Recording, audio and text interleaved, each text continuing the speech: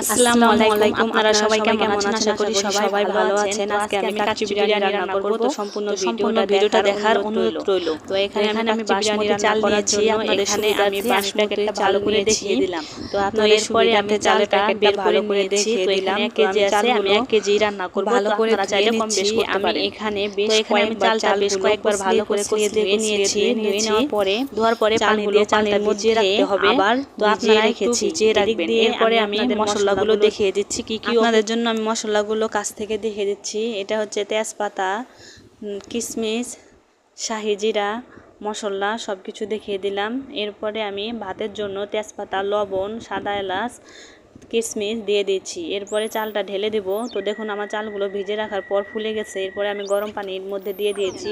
চালটা অনেক সুন্দর হয়েছে। এরপরে ছাঁকা দিয়ে ছেঁকে নেব পানিগুলো যাতে নিচে পড়ে। তো পানি নিচে পড়ার জন্য আমি ছাঁকা দিয়ে ছেঁকে নিয়েছি। এরপরে আলুগুলো লাল লাল করে আলুগুলো আমার ভাজা হয়ে গেছে। এরপরে আমি পেঁয়াজের ব্রেস্তা তৈরি করব। তো এখানে আমি পেঁয়াজের ব্রেস্তা তৈরি করার জন্য পেঁয়াজগুলো ভেজে নেব। তো দেখুন আমার পেঁয়াজের ব্রেস্তা হয়ে গেছে। এরপরে এখানে আমি আদা বাটা, রসুন বাটা, কাঁচামরিচ দিয়ে দিব, পরিমাণ মতো লবণ আর মরিচের গুঁড়ো সামান্য একটু দেবো। আপনি যতটুকু ঝাল খাবেন ততটুকু দেখে দিবেন। এরপরে দিয়ে দিচ্ছি সয়া সস দিয়ে ভালো করে মাখিয়ে নিব। মাখিয়ে নেওয়ার পর 15 মিনিট আমি রেস্টে রেখেছিলাম। তারপরে দিয়ে দিয়েছি বিরিয়ানির ভিতরে যে সে মশলাটা অ্যাড করার পর আমি 15 মিনিট রেস্টে রেখেছি। এরপরে বাদামটা দিতে ভুলে গেছি, বাদামটা ভিজে রেখে পরে বেটে দিয়েছি। তো দেখেন কাচ্চি বিরিয়ানির মশলা, সয়া সস, বাদাম বাটা এগুলো সব কিছু অ্যাড করে দিয়েছি। এবার চলুন চুলায় যাওয়া যাক। এখানে আমি বিরিয়ানি প্যাকেটে যে মশলাগুলো ছিল সব মশলাগুলো ঢেলে দিয়েছি।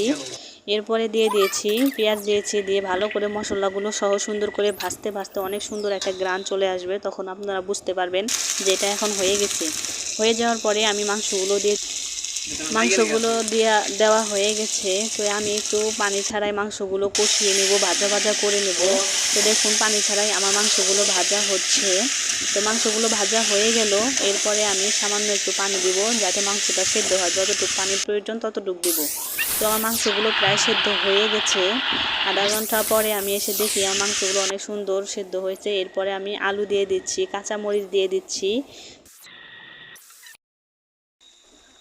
আলু কাঁচামরিচ দেওয়ার পরে আমি এখন পেঁয়াজের ব্রেস্তাটা এখানে অ্যাড করছি।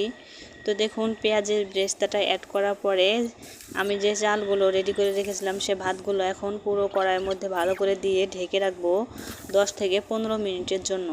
তো 10 থেকে 15 মিনিট ঢাকার পরে এখানে আমি পেঁয়াজের ব্রেস্তাগুলো উপরে একটু দিয়ে দিয়েছি। তারপরে আলতোভাবে 10-15 মিনিট পরে আমি এগুলো নাড়িয়ে